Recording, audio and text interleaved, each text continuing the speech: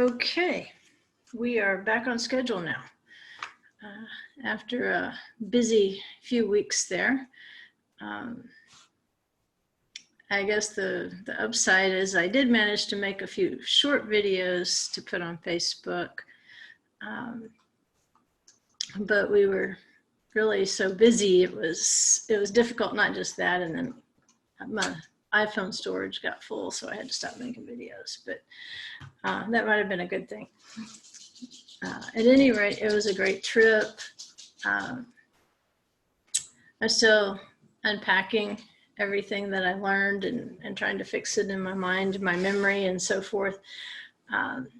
And so maybe, you know, over the course of the next several weeks, as we go through the Torah portions, I can pull in some of the things that I learned, not just about the archaeology, that was just the one thing, but especially about that particular area of the wilderness. And studying this morning, I had done some studying on this portion actually while we were still down there.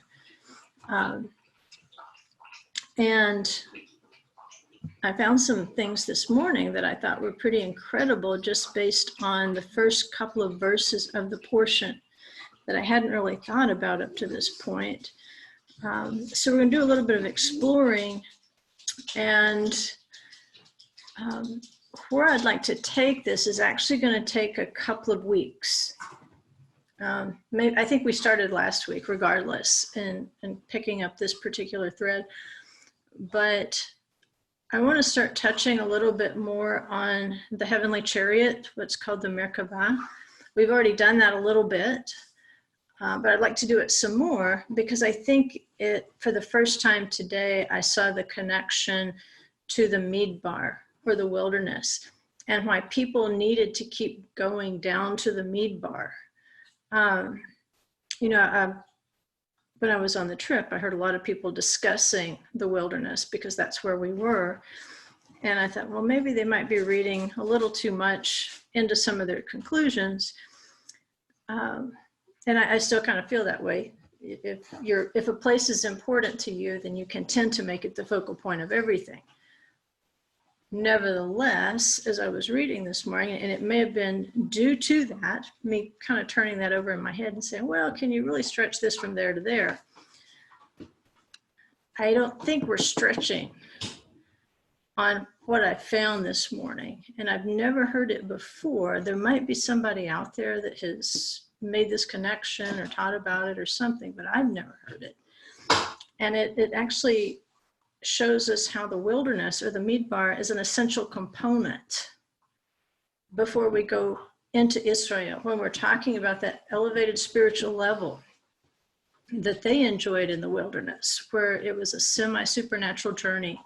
They've got supernatural food, they've got supernatural water, clothes, shoes, everything is just a step above normal, obviously, in the wilderness. And so in the wilderness, I think you're more inclined to think about the natural world and being in a fallen natural world, because there's very little else to think about in that sort of environment. There's really nothing to look at in the desert unless you've been there a little bit and you kind of know what you're looking for. Then it comes to life in that way. But in terms of the numbers of people moving around in this wilderness, why was this an essential component, was the question. And I think we get a clue out of this Torah portion as to why this was a necessary part of their journey, especially considering what happened at Mount Sinai with the golden calf. So I want to take it in a couple sections. This week I want to work on basically preparing the groundwork for understanding the Mishkan a little bit better, and the importance of the Mishkan, even though it was small, it was fragile, it was portable, why that was a necessary component and why it needed to be in the wilderness. And then, and we're going to look at the 4 horses of Revelation. That's another thing I want to look at from this Torah portion, because don't mix this up with some of the Kabbalistic commentary on black fire and white fire. But in the tradition, just in the Midrash Rabbah, commentary on the creation, basically, it talks about the Mishkan as having been basically endowed with 4 kinds of fire. And when Moses took the dyes that he was commanded to bring for the building of the tabernacle, when these 4 types of fire were mixed with these earthly dyes, then a certain sort of honor and glory came out in the colors of the tabernacle, in the weavings and so forth. And I don't know if it's coincidence or not, but those 4 colors of fire match the 4 horses of Revelation exactly, which was exactly where I wanted to go. I wanted to look more closely at the chariot, at the 4 living beings, and how this Mishkan in the wilderness is a representation of those 4 living beings. Now, we already know that to an extent because I think it was last year when we went through this portion, we looked at the 4 camps of Israel as each one of the standards that they camped under would have reflected one of the 4 living beings.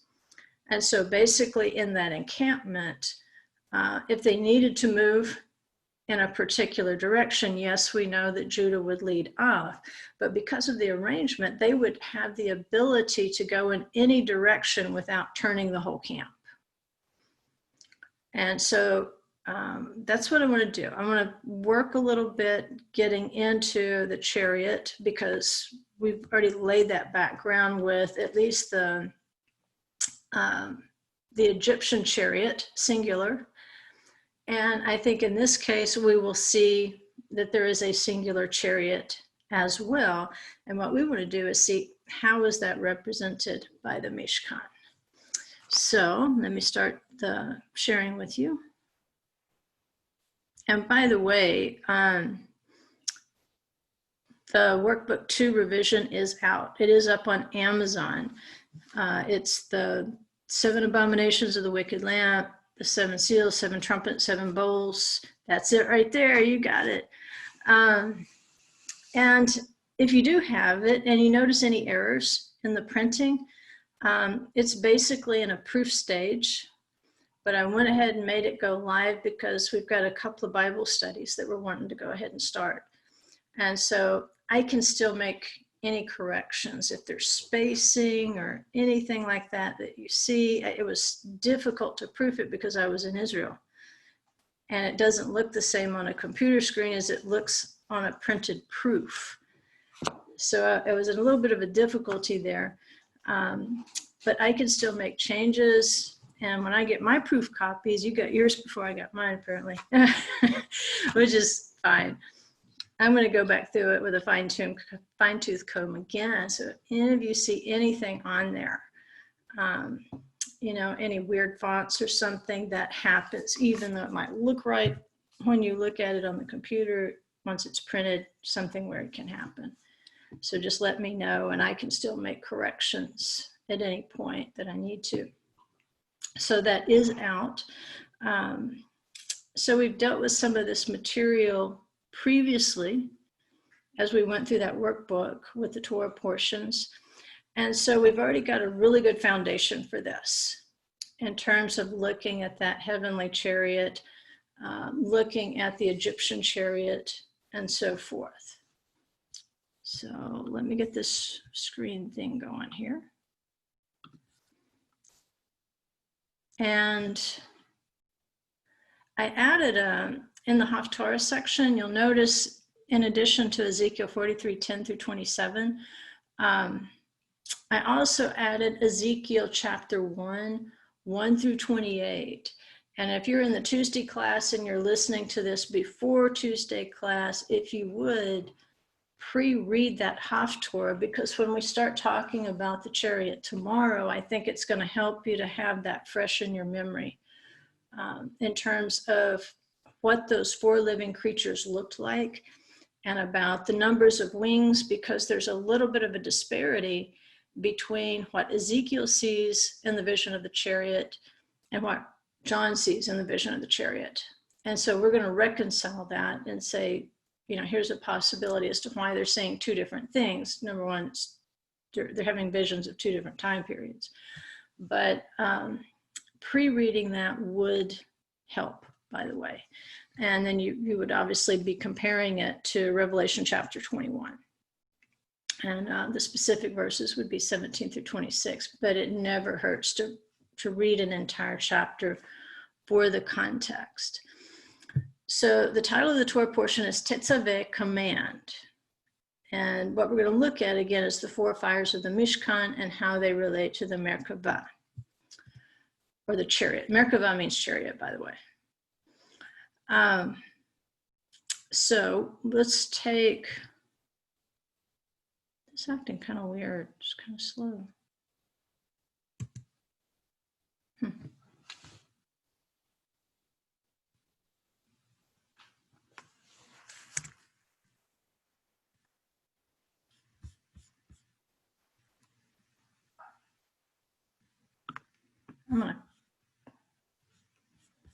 Let's see. Were you guys able to see that just now when I had it up? You couldn't see it. Okay, that might explain.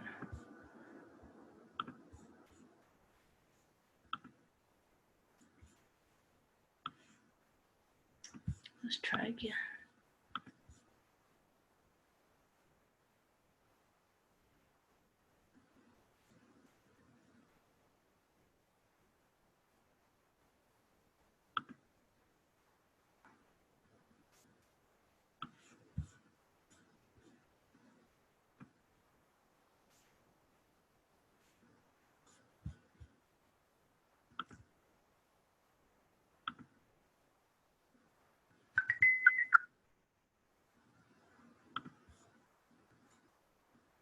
Okay. Play from start. Okay, now can you see it? Yes. Okay, thank you. Thank you. Not sure what's going on right now. At any rate, I wanted to go ahead and put the Hebrew text up right beside the English, because we're going to be looking primarily at light. That's going to be the thing that ties this particular Torah portion to the Merkavah, to the vision of John. Because obviously John's vision is going to open with the 7 lamps of the menorah, right? And there's even a thread as it opens up as he's speaking to the 7 assemblies, which we know are very specifically the 7 Moedim. And there's a linguistic connection here. I still feel like it's skipped one on me. There it is. I don't know why that's hiding. Okay, let's back up a second. Someone had challenged me because I had asked you to go ahead and make you your own index cards or your own index of Torah portions. And in the new workbook too, it's actually pre-printed for you with spaces, the Torah portions where you can write, and you'll have your own little diary or log index of the Torah portions. So somebody challenged me, can you please help us get started with this? And so here's just to show you how that might work, even though you would have more information on your index for the portion, because obviously it's going to talk about the high priest and topics we're not going to have time to cover. But just to show you how you can match up topics. The title of the Torah portion is Tetzaveh, which means command, right? You can hear tzva within that. But we know that Moses has this revelation on Mount Sinai, which is also called Horeb. And we're going to look at that particular word and why I think it's telling us why the midbar is important. But by revelation on Horeb, Moses is given the Torah commandment to bring the oil, or to tell the Israelites to bring the oil, to light the 7 golden candlesticks. And this is going to be a 7-branch menorah. And the idea of this commandment is, I want you to make it shine through the night. That seems to be the emphasis here. I want it to shine through the darkness. I want it to go from evening until morning. And that particular phrase, you already have a context for. Your first mention of evening and morning obviously is going to be back in Genesis chapter 1, discussing the creation. And in next week's Torah portion, I want to revisit that, and I want to look at the Mishkan as a repetition of the creation, the commands of creation, very specifically. So we also have in this revelation, because Moses is told to create the Mishkan just according to the pattern that he was shown. So we have this 7-branch menorah that's going to be housed in the Mishkan. And also in the Mishkan, there's going to be a weaving. There's going to be a curtain, a veil. And uncharacteristically, it's going to have the image of something heavenly. Of course, the Torah is a book that completely rejects images, graven images, particularly images that you would tend to worship, that you would attribute some power to that image. He doesn't want us making images of things to worship, but he wanted a representation of the cherubim on these weavings. And that's what we'll kind of maybe explore that as we go through the heavenly chariot and so forth. It might tell us why it was important for there to be a representation of the cherubim.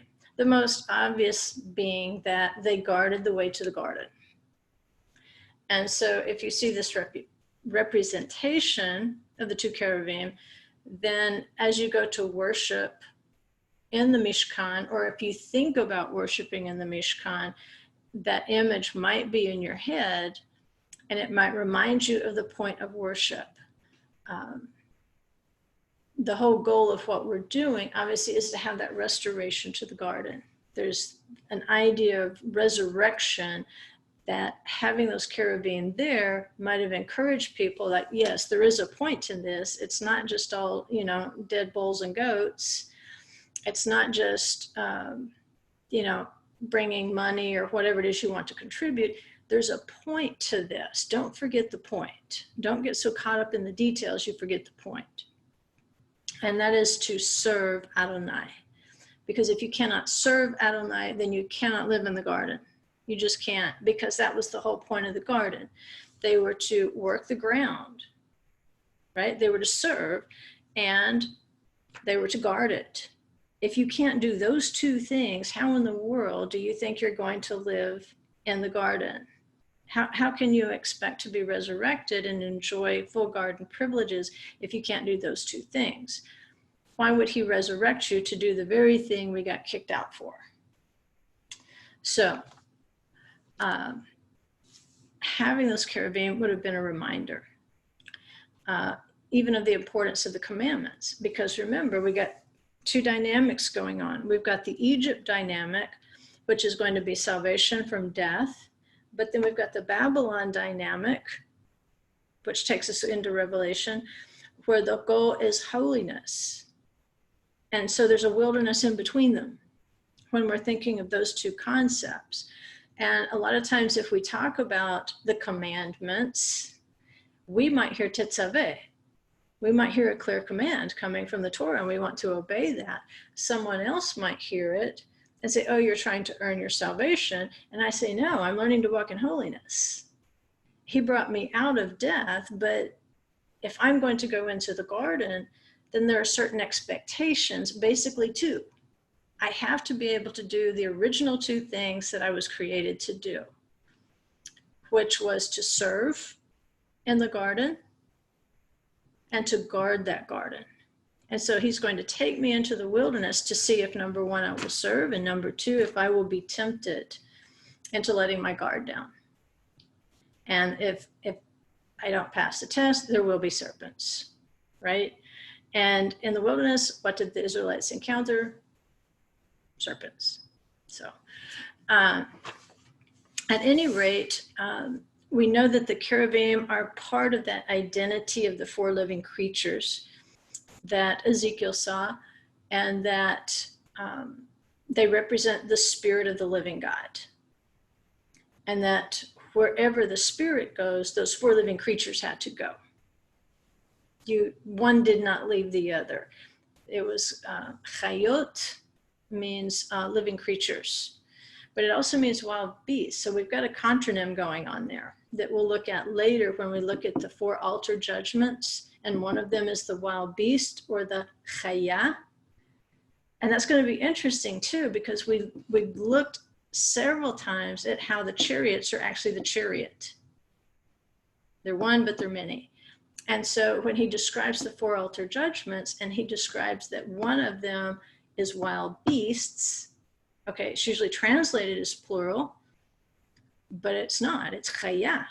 It's singular. So is there one wild beast, or are there many wild beasts? Yes. So there's specific language there that we'll look at in Hebrew that's going to make us think about that whole chariot wheel thing with the Egyptians. Okay, so it's a command, Tetzaveh. If I'm reading, let's say in Revelation, because that's our example this week, I know that John is having a revelation. So that part's not going to be hard. But we know that Moses received the commandment to build the Mishkan by revelation on the mountain. In fact, in Judaism, the giving of the Torah is the revelation. It's not a book in the New Testament. That's the revelation. So to a first century mindset, it's not really an either or proposition. Whatever John is going to see is going to be an affirmation of whatever was revealed at Sinai. And so John is going to see these seven assemblies as a menorah. In fact, he's very specific. Basically, he says, if you don't accept these rebukes and you don't repent, then I will break off your lampstand. I'll break off your branch from the lampstand. So the themes are the same, right? John is going to see a theme of the menorah. If I say, okay, where have I seen this menorah before? The 7 candlesticks, a commandment. Then I can go back and look at my index, and I can say, oh, well, this Torah portion, Tetzaveh, it actually starts out with the 7-branch menorah. I'm onto something here. It could be that this Torah portion will explain for me what John is seeing. And the same thing with the Torah portion, Baha'alocha. It also sets out explaining to you how to kindle the lamps. So either of those 2 Torah portions, you can count on there being some way to help you decode what John is seeing without buying a novel series called Left Behind. All right, so he's saving you a lot of money here, guys. Everybody's got a copy of the Bible. I mean, and if you don't, just call up the Gideons. They'll bring you a free one. So the word itself is very, it's without cost, really, to us. But the work that has to be done, you see the kind of the salvation, holiness thing? Salvation it doesn't cost you anything. But to grow in holiness will cost you everything. And it's going to be a measure of your work, of your service, and your ability to guard the tree of life. All right, and so we also have, if we look here, the 4 living creatures are going to pop up in the book of Revelation. And in this weaving of the cherubim and the Mishkan, which I would have to read forward into Ezekiel and Isaiah to make the connection, but assuming that we have, we would know that they were talking about the cherubim that we see not just in Bereshit, but we also see it right here in this Torah portion, Tetzaveh. And so if we're understanding the 4 living creatures, then we go back to the weaving of the tabernacle and say, what was their role there? What were they doing there? And at this point, we have to sprinkle in, a thimbleful of rabbinic tradition. Because if we don't know the Genesis tradition of the 4 fires, it's in the Midrash Rabbah, then when we see the 4 four colors of the horses in Revelation, then we may not match it up with this Torah portion. But rabbinically, it is matched up. So if you had been Jewish and you had had these things handed down to you, and all of a sudden some guy is talking to you about a white horse, a red horse, a black horse, and a green horse or green-yellow horse, you automatically have a context for that and say, wait a minute, those are the four fires of the Mishkan. So again, he's telling me go back to this particular Torah portion to understand what John is seeing. And of course, when those horsemen ride out and being associated with the four living creatures, again, we go back to the cherubim. So that's what I'm talking about. When you make your own index so that you know what's in every single Torah portion, or at least a skeleton outline, when you do encounter something a little difficult to grasp in the Brit Chadashah, you can flip back through your index and say, wait a minute, these match. Tetzaveh matches. Bo is going to match because it means come. And that's exactly what the four living creatures are going to command, or Tetzaveh, to the horsemen. It's going to be bo, or come. We also have a Torah portion named bo, which is going to describe the same things that these horses bring out. And you say, well, that's a lot of Torah portions to connect with the book of Revelation. And I would have to agree, which makes my point exactly. If you don't know the Torah portions, then you don't know Revelation, right? But that's an example. And if I can remember each week, I'll try to do something like this that'll help you to learn how to do it. The more you see it done, the more you'll be able to do it yourself. But I would encourage you to do that. And if you're teaching other people, a lot of you are teachers. If you're teaching other people, just teach them this simple thing. And every year, it'll become more useful as they learn how to do it, because they will have more context in the Torah. See, right now, they may not even know what the titles of the Torah portions mean. They may not even know Tetzaveh means command. So they have to be willing to do this in yearly layers. It's not a quick fix to anything, but it is avodah. It's service, right? They're learning how to work in the garden. So we'll go on from here. I don't know why that is skipping.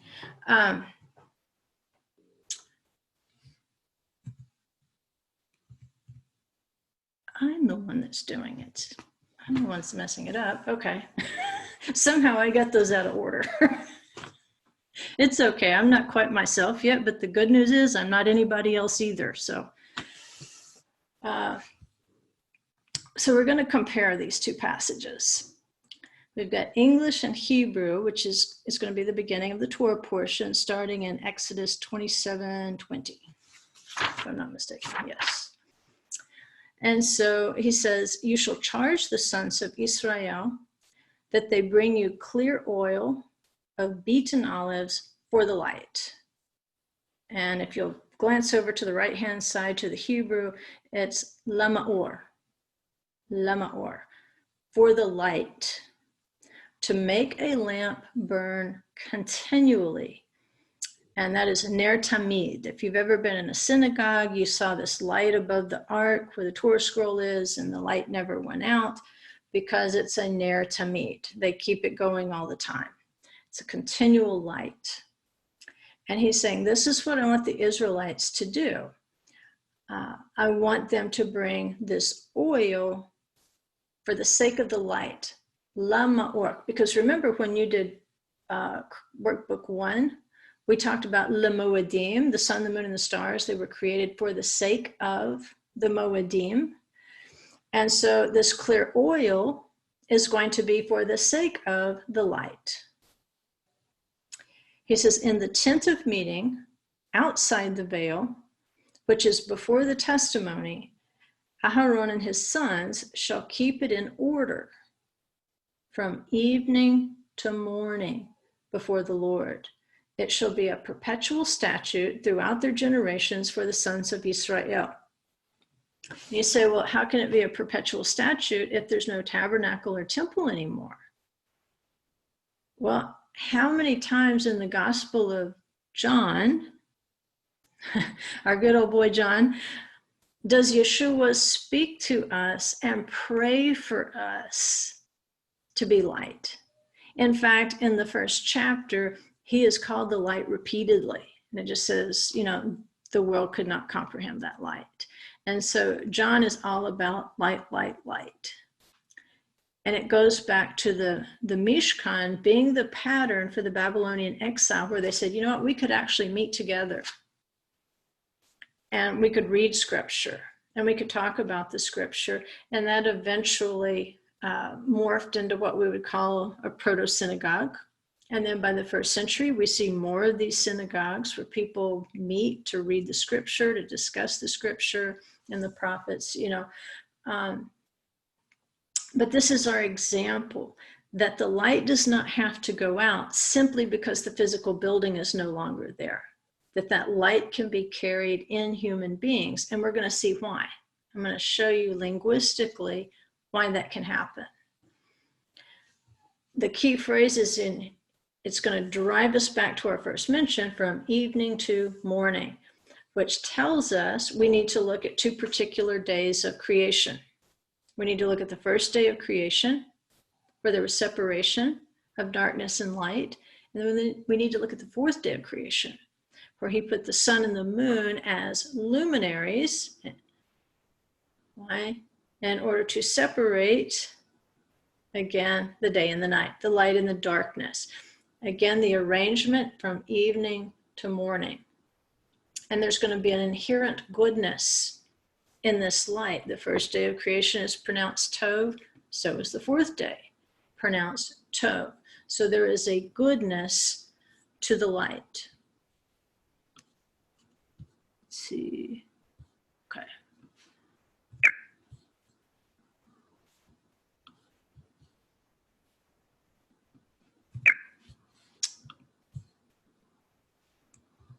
Here we go. So, or is to become light or to become bright. We're not talking about ner. When we hear menorah, you're hearing a noun construct. Ner is the nugget of menorah. And it has a relationship to the light, but it's a little bit different than the point right here. Because that basic root word or, which is usually translated light, it literally means to become light or to become bright. Right? So we have this ma'or, which is going to be derived from becoming light. Now, a ma'or is sometimes translated as a noun form as a luminary like the sun, a luminary like the moon, because it is a means of light. All right? In the sense of the sun and the moon, it's a means by which it becomes light. And we're pointed to that as an example, right? So if we think of, okay, has the sun become light? Yes, but it did not create its own light. There was a creator of the sun. So yes, it is becoming light. The moon, it doesn't really have a light of its own. It's showing another example, but it's reflecting the light of the sun. So it is still becoming light, regardless of what the job is. In its way, it is becoming a light. It is a luminary, and it's the means by which it becomes light. So if we compare that to a menorah, right? The menorah is the physical object. Light is less tangible. Now, if you're a scientist, light is much more tangible because you can talk about photons and stuff that the rest of us don't know how to pronounce. But the menorah is very much a tangible physical object. You can hold it in your hand. You can break it. You can form it. And so in that respect, it's very much like a human body. And so when you see the assemblies of Revelation warned that their candlestick or their lamp, depending on your translation, could be broken off, understand that as a reference to their physical bodies.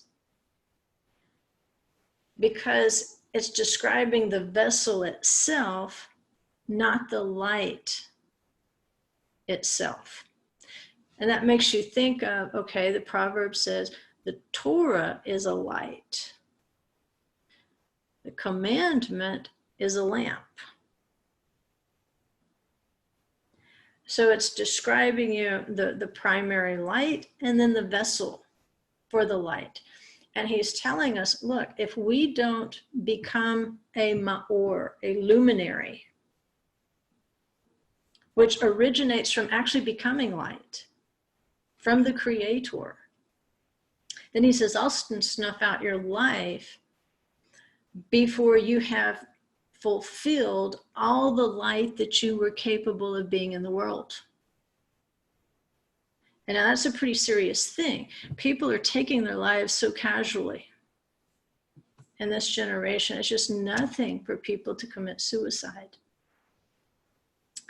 And somehow we have lost that message that not only are you a human being that is very precious, but you're really only getting one chance to become all the light that you could possibly be in this world. Because if your life is snuffed out earlier than that time that was predestined for you, then you have failed to fulfill the potential of all the light you could become. And the more light you can become in the world, then the more that you can affect the world. Because in Revelation, it talks about Jerusalem, the holy city, where everything, there is so much light in this city because it says the lamp is a lamp. There's no need of the sun or the moon to shine in it. Why? Because the people in this city have become light. They have become like Yeshua. They are lights to the world, and therefore the kings of the earth will bring their glory and will bring their honor into it. So they have fulfilled their potential of the light that they could become in the world. If the nations have not yet brought their glory into Jerusalem, then we have not become all the light that we could be, to draw them in, to be that testimony. And so, again, it goes back to how do we present ourselves before the throne? We present ourselves as having done everything within our human ability to walk worthy of the light that he placed in us. Because ultimately it's about becoming light. It's about, like Yeshua said, eat my flesh, drink my blood. He didn't mean literally eat my flesh, drink my blood. Any commentary will tell you, it means take my teaching into you, take the word into you and let it become who you are. So it's the same thing. If the Torah is light, you take that light in and then it's what you become in the world. And that's what you were created to do, to be light. And as you learn and as you serve and as you guard, remember the two garden requirements: serve, avodah, and guard it. Keep the snakes out. The more of those two things you do, then the more the light you can be.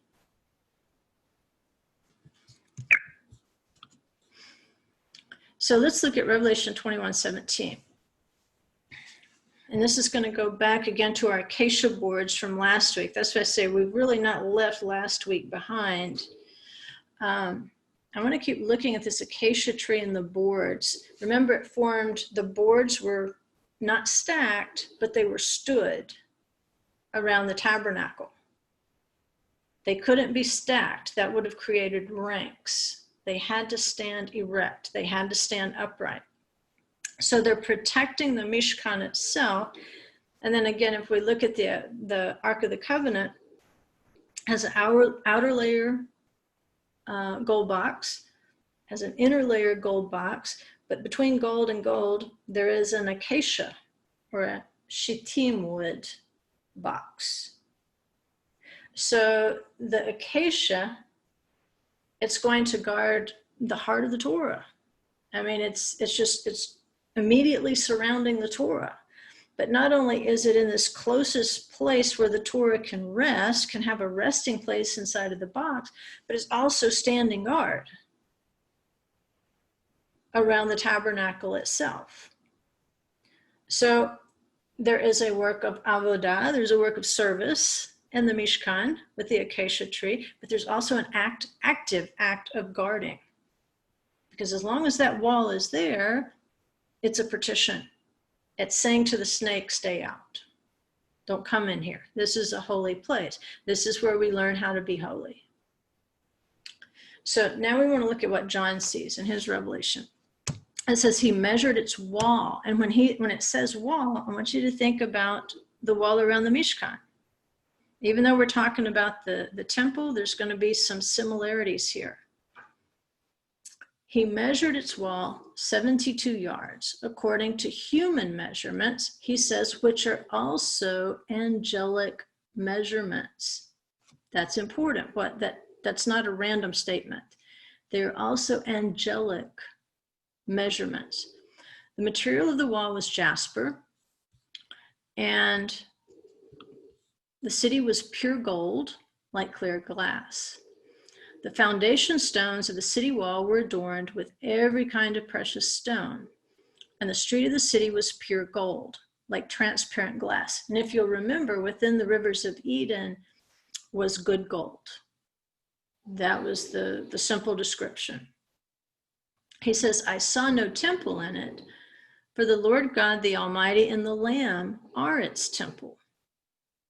And the city has no need of the sun or of the moon to shine on it, for the glory of God has illumined it. Right? In other words, you don't need the luminaries of the sun or the moon, which are the means by which you become light. Because the glory has illumined it, and this goes directly back to the Mishkan. Tomorrow when we start talking about the 4 fires, and it talks about mixing them with the dyes that Moses contributed from the people, that it actually created a glory. When those two things came together, it created a glory and an honor. And so he says, just like he starts out with the menorah commandment, I want you to make it to shine through the night. And so he says, in this case, what Moses saw, we can now see in fulfillment. John is seeing it in fulfillment. Whereas in the Mishkan, it had to function at a physical level. You had to have this literal candlestick. Well, in Revelation, it's the people who are the candlestick. It's the spirit of Adonai, yes, but it also says that it's the 7 assemblies. So it's the people who would meet at the Ohel Moed, which means the tent of meeting, or the tent of the Moedim, or you would meet to celebrate the Moedim. So these are a people who should be meeting to celebrate the Moedim, which are associated with the 4th day of creation. Because remember, it says the sun, the moon, and the stars were created for the sake of the Moedim, the appointed times.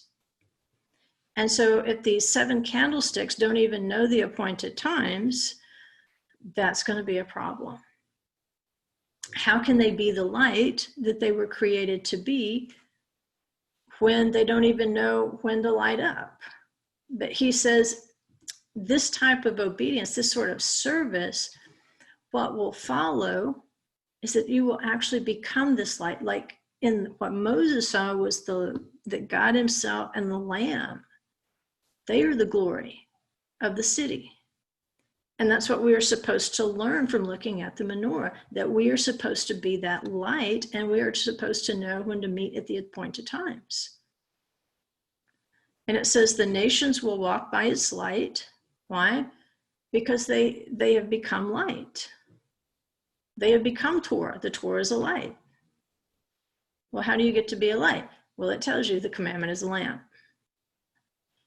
If you keep the commandment, you are the means by which the light can be shown in the world. And when the world can see the light, then it says the kings of the earth will bring their glory into it. In the daytime, for there will be no night there, its gates will never be closed, and they will bring the glory and the honor of the nations into it. Right, so that's significant. What are you supposed to carry into the holy city on Shabbat? And Revelation is all about Shabbat. Everything is 77777. Revelation is about Shabbat and the Moedim, the appointed times. One thing you don't carry into the holy city on Shabbat or the high holy days is commercial goods. You don't carry a burden on the Sabbath that is not directly related to the celebration of that Sabbath. Right? So the idea that what the kings will bring in, remember Nehemiah was the one that had all the trouble with people bringing commercial goods into Jerusalem on the Shabbat, and not only were they bringing them in, the Jews were buying it. And so he literally had to shut the gates, lock them, and put guards at the gates. And so we live in a time where we have to guard the gate. You're in charge of Shabbat right now. You are in charge of your Shabbat. So a couple of things need to happen in your Shabbat. Number one, you need to serve. Avodah. There is a type of work that is done on Shabbat. It's service. That's why we say I went to service today, because it's a different kind of work, but it's work. Number two, you need to guard. You have to be like those Levites. You have to guard the gates to make sure that nobody is bringing a commercial burden into the holy city of Shabbat in order to conduct weekday commerce. And the more you can do those two things, the more you will be light in the earth. The more you can do those two things, the easier it's going to be when Messiah's reign begins for the kings to be able to bring glory and honor into the gates rather than dragging their commercial goods into the gate. And that's why Babylon the Great has to fall. Because remember, Babylon there's two things we need to remember. Number one, it's based on commerce. And number two, it's based on uncleanness or lack of holiness. That's why we say Egypt is on this one side where we're talking about salvation. Okay, we've left that behind. Now we got to talk about Babylon. Have I served and learned holiness? Have I learned to guard the holy things in my exile in Babylon? Well, if I haven't learned to guard the holy things in Babylon, I'm going to have real difficulty going into the holy city just the way that Ezra and Nehemiah described it, because the ones who did follow them back weren't necessarily icons of obedience. They were marrying foreign women. They were putting their brothers into forced labor. They were doing exactly the things they were told not to do. And so obviously there was less glory being attached to the rebuilding of the temple.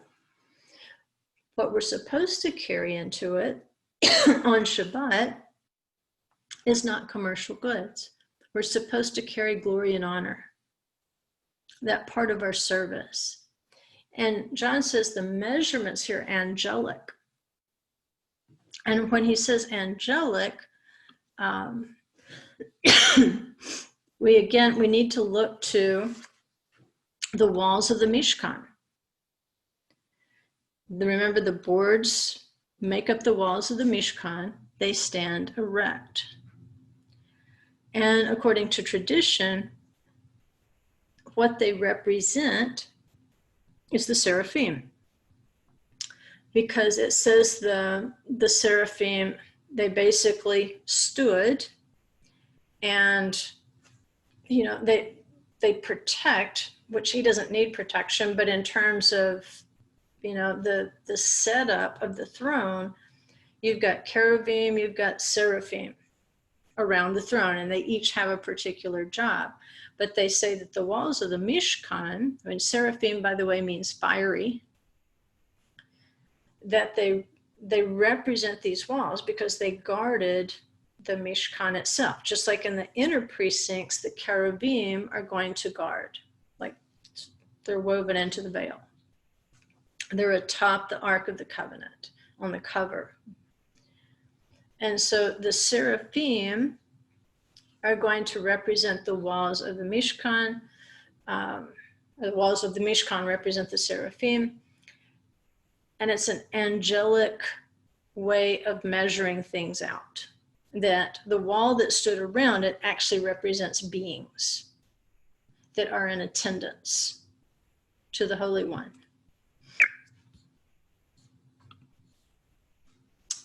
So let's go back to Genesis 1. Let's go back to our first mention. And I didn't put the entire passage in Hebrew, but I put a sample verse in there so you could see how many times this word ma'or appears, which is the means of becoming light. So Genesis 1:14, then God said, let there be lights in the expanse of the heavens to separate the day from the night, and let them be for signs and for seasons, for moedim. What is the light for?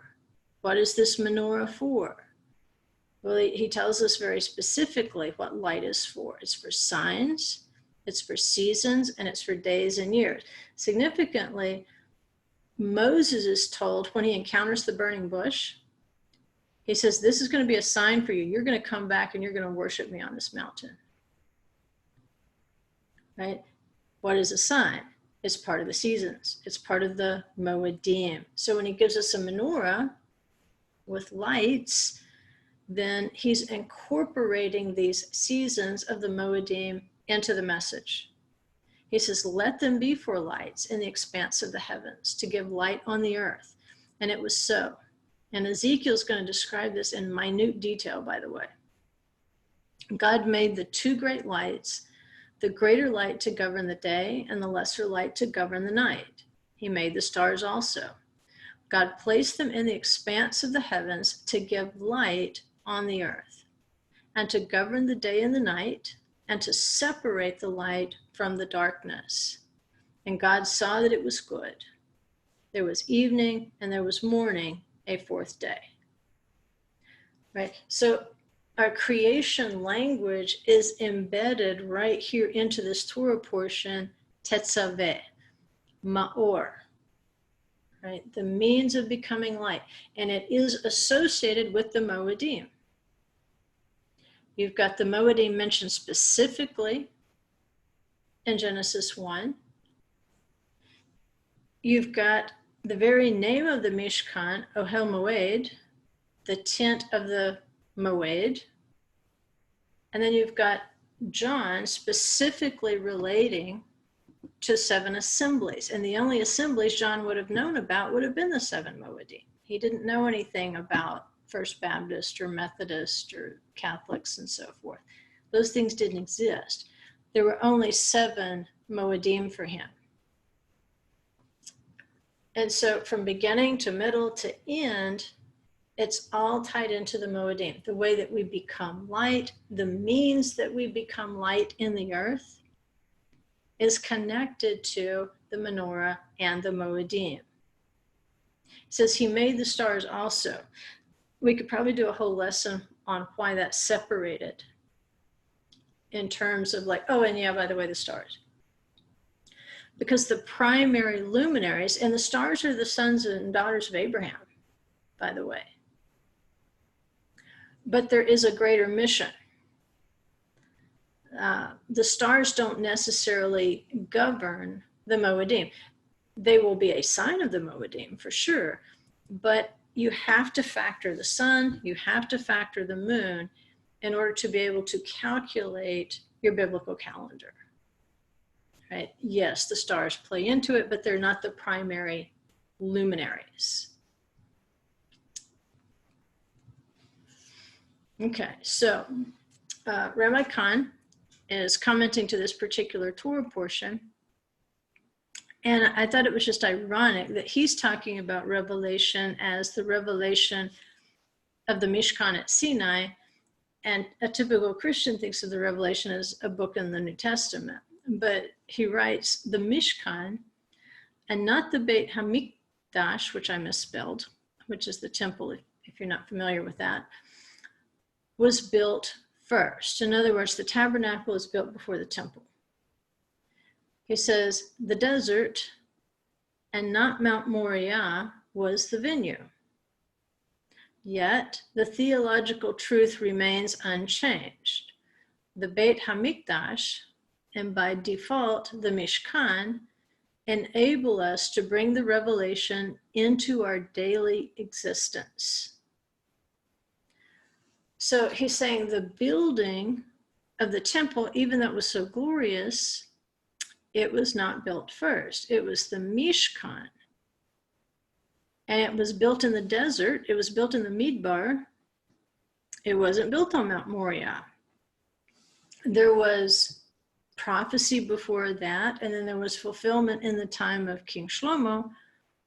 But for a season, the tabernacle, the Mishkan, and the Midbar, the wilderness, that's where everything comes together.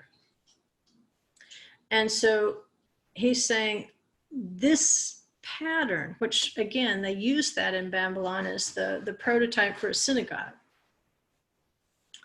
But this pattern showed us how we're going to be able to bring the revelation, the Torah, and its Mishkan into our daily existence.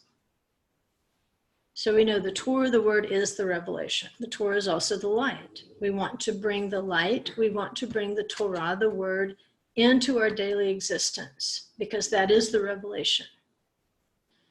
And in Yeshua, we saw that human manifestation of the word in daily existence. And so we're imitating him. Like him, we can be light in the world. We can function like the sun and the moon as luminaries in physical bodies. And the word there is tamid, always, a perpetual light. In other words, we can always be light, even through the night. That was part of the function. In the darkness is when you would actually notice that someone is light in the world. Why do times have to get so hard? Why do they have to get so bad? Because without it, we won't necessarily stand out as light in the world. And that's why we don't want to look just like everyone else. It says, come out of her, my people. Come out of Babylon. Why? He wants you to be the full light you can be. If you're walking in uncleanness, and then you're walking in Shabbat compromise like the rest of Babylon, how will you stand out through the night when the night comes? We have to learn to be light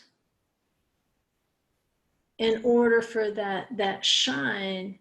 And remember, it was the clear oil of beaten olives. You're going to get beat up. Oh, that's the alarm. And I obviously put it somewhere else. That's why tribulation comes. Because until then, we don't really know who is truly shining the light of the Torah. Okay, hang on just a second.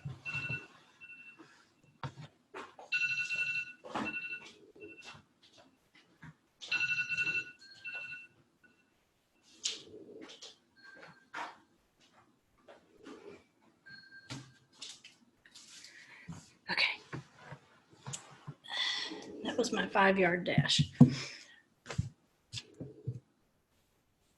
So let's at least get to this midbar and why it's important. It says, now Moses, this is Exodus 3:1, by the way. We're backing up a little. Moses was pasturing the flock of Jethro, his father-in-law, the priest of Midian, and he led the flock to the west side of the wilderness and came to Horeb, the mountain of God. The angel of the Lord appeared to him in a blazing fire from the midst of a bush. And he looked, and behold, the bush was burning with fire. Yet the bush was not consumed. So Moses said, I must turn aside now and see this marvelous sight, why the bush is not burned up. When the Lord saw that he turned aside to look, God called to him from the midst of the bush and said, Moses, Moses. He said, certainly I will be with you, and this shall be the sign to you, that it is I who have sent you. When you have brought the people out of Egypt, you shall worship God at this mountain. Right? So this mountain goes by a few different names. Horeb is one, and Sinai is one. So he says, here's going to be a sign for you. In our first mention of signs, remember, was back in our creation, where they show the luminaries, the sun and the moon, they're going to be a sign for you. They're going to be for seasons, for the moed, to tell you the appointed times. And so when he says, this is going to be a sign, you're going to come back and you're going to worship me on this mountain. Remember, it's at Shavuot that Israel comes to worship on the mountain. They come at an appointed time, at a moed. It's the fourth feast, which coincides with the creation of the sun, the moon, and the stars as the luminaries. So there's nothing coincidental here. Everything is lining up in a beautiful fourth day pattern. So he says, this is going to be the sign. You're going to come back and you're going to worship me at a moed. And this bush is also going to be for you a sign, because remember, the mountain was on fire, but yet the people were not consumed by it. Neither was Moses. And that seems to be part of the sign, is that you can walk through the fire, that fire being the presence of Adonai, but it's not going to burn you up. So, just to recap, it says, the angel of the Lord appeared to him in a blazing fire from the midst of a bush. And a bush is sneh. Sneh. It says, and he looked, and behold, the bush was burning with fire, yet the bush was not consumed. So Moses said, I must turn aside now and see this marvelous sight, while the bush is not burned up. So we see the angel is in the fire, or maybe he is the fire. Remember, we become light.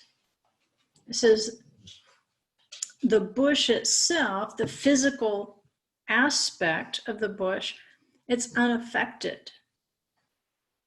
And again, when we think in terms of resurrection, that's exactly what we want to hear, is that this body of flesh can be restored and be unaffected by fire or flood or whatever would normally be destructive to a fallen human being.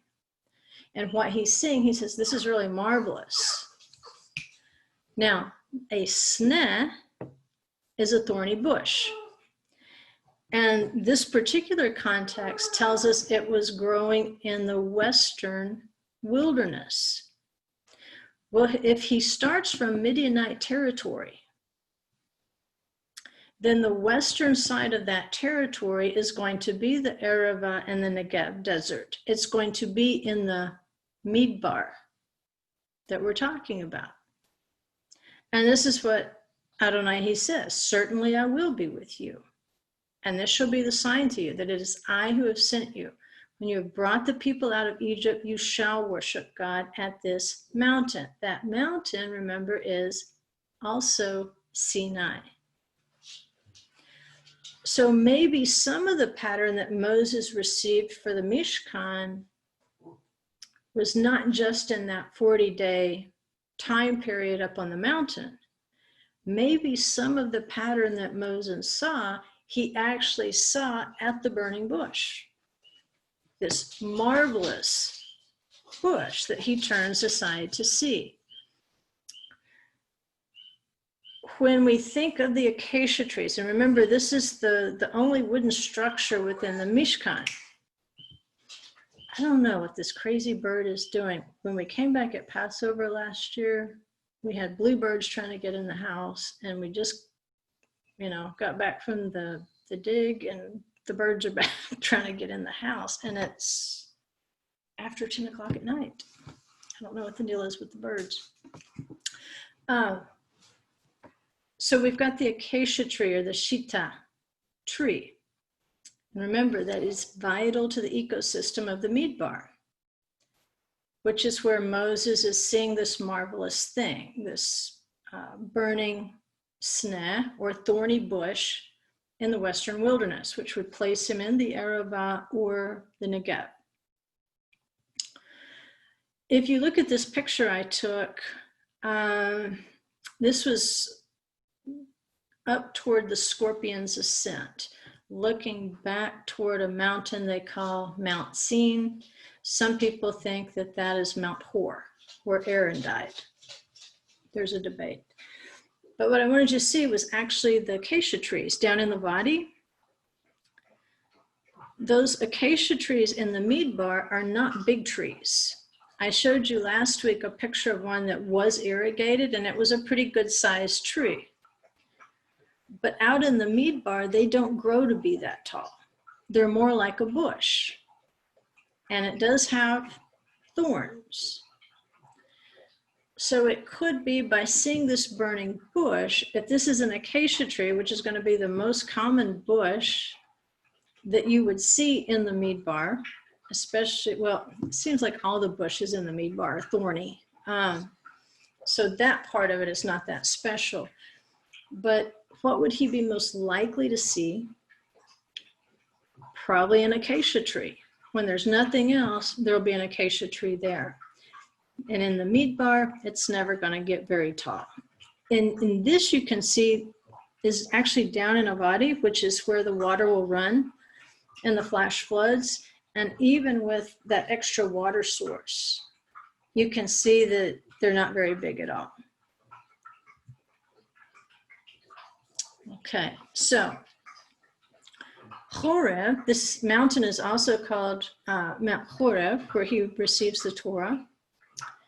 And it actually means desert. And I gave you the Strong's number there of 2717. And it's in the Midbar, or the wilderness, that we see that it's blocking the way to the land of Israel as they travel from Egypt. So between Egypt and Israel is a mountain called Sinai, or Horeb, in the Midbar. Now Horeb, again, it means desert, it means dry. But the root of it is what's significant, because we've been going back to the creation, going back to the garden. Its root is charav. Charav means to be dried up, like a dried up water, a dried up river. And think of that, what it would have been like to be expelled from the garden, where you have these thunderous rivers of Eden that give drink to the whole garden, and all of a sudden you're kicked out and you're back in a dry place. You dry up spiritually. And it also means to be desolate, or to be laid waste. So Horeb stands between death, Egypt, and then actually entering into the promised land. It's blocking the way. And you've heard this before. Going back again to the expulsion from the garden, it says, so he drove the man out, And at the east of the Garden of Eden, he stationed the cherubim and the flaming sword, which turned every direction to guard the way to the tree of life. All right, so think of this heavenly chariot, and we'll read more in it tomorrow about the heavenly chariot. But remember, it could go in any direction without turning. And that's exactly the way that the flaming sword, or the cherub, you can hear the same root there as Horeb, where they received the Torah. It turns in every direction. To do what? To do exactly what they should have been doing, which is guarding the way to the tree of life. Remember, if you can't do two things, if you cannot serve and you cannot guard, you got no business in the garden. And so we have this wilderness where there is Horeb standing between them and that ultimate re-entry. Remember, the tradition says that had they not sinned with the golden calf at Sinai, at Horeb, that they could have actually gone into the land and entered into immortality. That was the original plan. And of course, the golden calf destroyed that. But they had to be tested at Horeb. A sword in Hebrew is cherub, and it means to make thirsty. And what's really interesting here, and I guess we'll have to stop here because of time, they were basically divorced. If you look at the language in Hebrew, it says vayegaresh. Vayegaresh. And a grusha in Hebrew is a divorced woman. A grush is a divorced man. And so that's the verb that's being used here. It's a divorce word that's being used when it says he drove them out. It's basically saying and drove away and divorced the man and sent him away. All right. And then he stations at the east of the Garden of Eden, the cherubim. And he talks about the sword. Ha-cheref, right? And it's going to guard the way to the tree of life. So my thought question is, the text doesn't really say the cherubim are holding the flaming sword, because it says and you can see in the Hebrew it says ve et lahat ha-cheref. I've always seen it as the cherubim holding the sword. But the text doesn't literally say they're holding the sword. It says he placed the cherubim there and the flaming sword, which turned every direction. Now, that's not to say they aren't the same thing. I think they are very much connected. But that spirit of Elohim, that flaming sword, his chariot guards the way. And I think this is why we're seeing the phrase chariots of Israel. As we were reading over about Elisha and Eliyahu, why Eliyahu is taken up in a chariot. Why? Because that chariot guards the way, but it's also how you pass from there to here, here to there, is through this chariot. Now remember, chariot is kind of we have a human image of what that chariot is, but what Ezekiel saw is the chariot isn't much like a chariot as we would see it, like on Ben-Hur, okay? It's actually the four living beings that can go in any direction, wherever the Spirit tells them to go. And of course, they have these wheels within the wheels, like I've shown you on the menorah before. So at that point, and I guess we got to stop there, it could be that as we're looking at Mount Horeb in Sinai, they're being reminded again of the flaming sword, the cherub. And they've been led back to the tree of life. They've been led back to the Torah at Horeb. And so if this is what Moses was seeing, if the burning bush was actually the acacia, we can see why it would need to form the walls and the Ark of the Covenant, because it's going to be a symbol of the burning angel, a seraph. And if we think of even the serpents in the wilderness that attacked them, they were called seraphim. They weren't just natural snakes. There was something semi-supernatural going on with those snakes. They were burning snakes. And that's exactly what Sinai means. It means thorny. Seraphim means fiery. So what was the acacia? It was a fiery, thorny, burning bush. So it's highly symbolic in terms of entering the garden. And this is what Moses told. This is going to be a sign for you. Looking at this tree, this experience with this burning bush, this is going to be a sign for you, because you're going to come right back to this place and you're going to worship on this mountain. And if that is the symbolism of the burning bush, if that is the symbolism of the midbar, where everybody is taken to be tested, what is that telling you? If you're really going to take that next step, if you're going to go from salvation to holiness, if you're going to learn to serve me,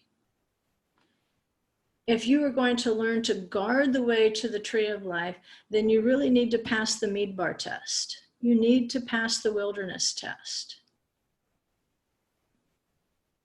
Because that's where you're going to encounter the flaming bush. That's where you're going to encounter fiery things. But it's also where you're going to re-encounter the tree of life. It's here that you're going to learn about the heavenly chariot and your return into that garden. But it's there that you truly have to grow. That you have to learn to be upright. You have to learn to guard the Mishkan. And you have to learn to take the Torah into your heart.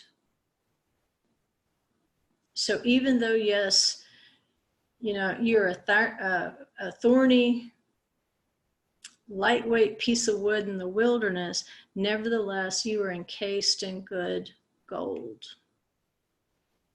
And in that contrast, maybe we can understand even why Yeshua had to be taken into the wilderness to be tested. The wilderness, the midbar, is where you go for that to occur before you cross over.